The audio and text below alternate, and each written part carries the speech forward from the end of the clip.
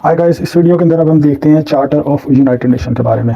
ये 1945 के अंदर जो वो बनाया गया था। अब वो किस तरह से बनाया गया था उनकी मैं अगर आपको डिटेल जो बता दूं, अपनी पिछली वीडियो में मैं डिस्कस कर चुका हूँ कि 51 जो मेंबर्स थे उस टाइम, तो 50 उनमें से जो कंट्रीज़ थे वो सैन फ्रांसिस्को में मिले थे 20 अप्रैल 1945 के अंदर, जहाँ पे यूएन का चार्टर बनाया गया था। उसके बाद 20 जून को जो वो चार्टर को अडॉप्ट किया गया था सैन फ्रांसिस्को के ओपरा हाउस के अंदर, और 1945 की 26 जून को जो है ये साइन किया गया था, और 24 अक्टूबर को इसको इम्प्लीमेंट कर दिया गया था। बाकी जो यूनाइटेड नेशन के बारे में डिटेल वीडियो वो ऑलरेडी चैनल पर मौजूद है। सो ये था इसका बैकग्राउंड। उसके अलावा जो इसके अंदर था कि जितने भी मेंबर्स होंगे वो बाउंड होंगे इस चार्टर के अकॉर्डिंग जिसको इन्होंने साइन किया होगा। सो कब बना है, किस तरह से बना है, वो मैं ऑलरेडी आपको बता चुका हूँ। सो अब ओवरव्यू जो है इसका ये है कि इसके प्रीएम्बल दो हैं, पार्ट 1 और पार्ट 2। इसका जो पार्ट 1 है वो डिस्क्राइब करता है maintenance of peace, security and respect for the human rights. जो पार्ट 2 है वो बताता है the government of the people of United nation, यानी कि वो गवर्नमेंट जो कि यूनाइटेड नेशंस के साथ लिंक्ड है, उनके लोग भी have agreed to the charter and it's first international, और ये जो है जो चार्टर ऑफ यूएन है ये फर्स्ट इंटरनेशनल डॉक्यूमेंट्स है जो कि ह्यूमन राइट्स के रिगार्डिंग है। अब हम देखते हैं एक जर्नल ओवरव्यू और समरी कि इस चार्टर में हैं कौन कौन से चैप्टर्स और उन चैप्टर्स में क्या बात की गई है। जो चैप्टर 1 है वो बताता है यूएन का पर्पस और उसकी इंपॉर्टेंट जो प्रोविजंस हैं इंटरनेशनल पीस के लिए, उसके बारे में चैप्टर 1 बताता है। चैप्टर 2 जो इंटरनेशनल यूएन का चार्टर का चैप्टर 2 है उसके अकॉर्डिंग वो एक अपना प्रॉपर एक क्राइटेरिया बताता है मेंबरशिप ऑफ यूनाइटेड नेशन के लिए। चैप्टर 3 to 15 जो ये सारे चैप्टर यूनाइटेड नेशन के जितने भी इदारे हैं जिनके बारे में आपको पहले मैं वीडियो में बता चुका हूँ, उन सब के बारे में बताते हैं। हम इसको स्प्लिट करते हैं आगे।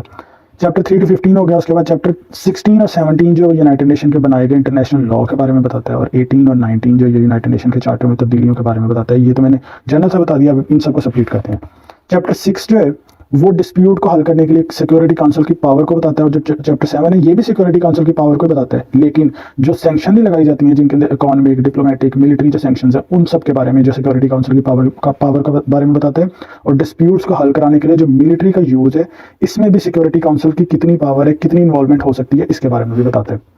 सो चैप्टर 8 जो है ये tells about regional arrangements to resolve the regional disputes. अगर रीजनल डिस्प्यूट्स हैं उनको रीजनल अरेंजमेंट्स के थ्रू जो वो सॉल्व करने के बारे में ये चैप्टर बताता है। चैप्टर 9 और 10 जो इकोनॉमी और सोशल कॉपरेशन के बारे में बताता है, और जो यूनाइटेड नेशन का अपना एक इदारा है इकोनॉमिक एंड सोशल काउंसिल, उसको उसके जो रूल्स एंड रेगुलेशंस हैं उनके बारे में इन चैप्टर्स के अंदर है।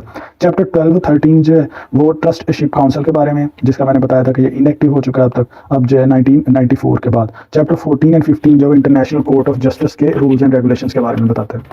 उसके बाद है चैप्टर 16। अब जो हमने यहाँ पे मैंने बताया था यहाँ पे दो कि चैप्टर 16 17 जो यूनाइटेड नेशन के बनाए गए इंटरनेशनल लॉ के बारे में, और 18 और 19 जो यूनाइटेड नेशन के चार्टर के बारे में बताते हैं। तो इनको हम स्प्लिट करते हैं कि जो चैप्टर 16 है वो जो मिसलिनियस प्रोविजंस हैं ये इंटरनेशनल लॉ के अंदर, मैंने इस टर्म को भी कंप्लीट डिटेल के अंदर जो इसको डिस्क्राइब किया, आप उसके अंदर इंटरनेशनल लॉ की जो प्लेलिस्ट है उसके अंदर वीडियोस में देख सकते हैं।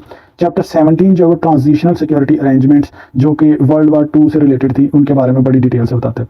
चैप्टर 18 जो चार्टर अमेंडमेंट के बारे में, जो यूनाइटेड नेशन का चार्टर है उसमें क्या क्या चेंजेस करनी है क्या नहीं करनी, इनके बारे में। और चैप्टर 19 जो है वो रेटिफिकेशन ऑफ द चार्टर के बारे में बताता है। सो ये एक जनरल ओवरव्यू था कि चार्टर ऑफ यूनाइटेड नेशन के अंदर कौन कौन से ऐसे मेन पॉइंट्स हैं। सो अगर आप कोई भी इस तरह का क्वेश्चन आता है कि अगर फर्ज करें कि क्वेश्चन आ जाए कि सिक्योरिटी काउंसिल की डिस्प्यूट रेजोल्यूशन के लिए क्या पावर है, तो आप डायरेक्टली जो चैप्टर 6 ऑफ यूनाइटेड नेशन का चार्टर जो है वो इसको ओपन करेंगे और वो जो चैप्टर है उसको रीड करेंगे। So thanks for watching this video. Please subscribe my YouTube.